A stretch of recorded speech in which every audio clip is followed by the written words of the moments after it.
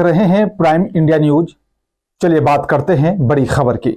दिल्ली में बढ़ती पानी की किल्लत, सीवर युक्त गंदे पानी की आपूर्ति और साथ ही टैंकर माफियाओं को मिली छूट के खिलाफ बीजेपी ने आज दिल्ली सचिवालय के बाहर हल्ला बोल प्रदर्शन किया। इस प्रदर्शन में बीजेपी के तमाम कार्यकर्ता और दिल्ली प्रदेश अध्यक्ष वीरेंद्र सचदेवा, साथ ही लोकसभा उम्मीदवार नई दिल्ली बांसुरी स्वराज मौजूद रही और दिल्ली में पानी की किल्लत को लेकर दिल्ली सरकार और साथ ही अरविंद केजरीवाल पर तंज कसते हुए नजर आए हैं। आइए देखते हैं दिल्ली से प्राइम इंडिया न्यूज के विशेष संवाददाता अजीत कुमार की रिपोर्ट। बहुत गंभीर बीमारी और मैं उनकी इस बात से सहमत हूं कि उन्हें सच में झूठ बोलने की बहुत गंभीर बीमारी है। जितने टेस्ट उन्होंने बोले हैं, मैंने पहले भी कहा था, फिर दोहराता हूं, सिर्फ एक टेस्ट ऐसा है जिसके लिए रात की फास्टिंग चाहिए। वो करने के बाद सारे टेस्ट आधे दिन में खत्म हो जाएंगे और शाम तक रिपोर्ट आ जाएगी। लेकिन बीमारी का बहाना बनाना, झूठी सहानुभूति लेना, तरह तरह के प्रपंच रखना, ये उनके स्वभाव में है, उनकी आदत है। और अगर इतने गंभीर बीमार थे तो फिर प्रचार कैसे कर रहे थे?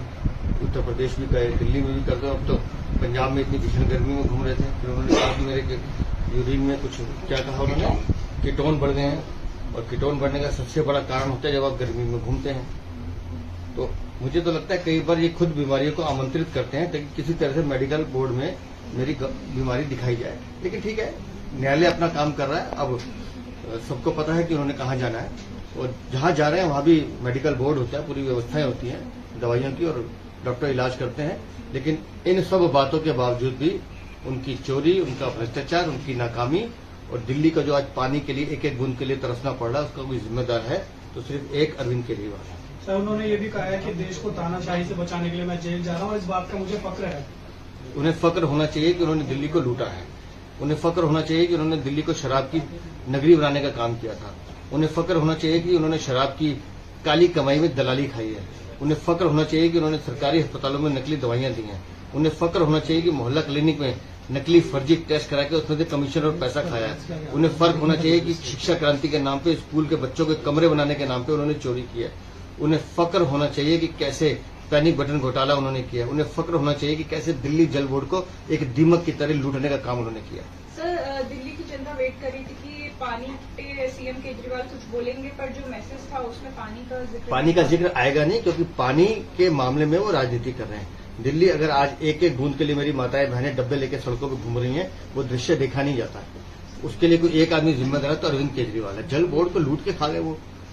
हरियाणा 1049 क्यूसेक पानी में बार बार कह रहा हूँ, जो समझौता है उसके अनुरूप रोज दे रहा है, रोज मेरे पास डाटा है उसका। लेकिन रखरखाव नहीं है। 53% पानी बर्बादी होती है, चोरी होती है, उसका कोई हिसाब नहीं है। और बाकी पानी टैंकर माफिया के हाथ चढ़ दिया जाता है। इनके विधायक पैसे लेकर पानी बेचने का काम कर रहे हैं। अब जो इन्होंने कहा कि एक कॉल कीजिए, टैंकर नहीं आएंगे।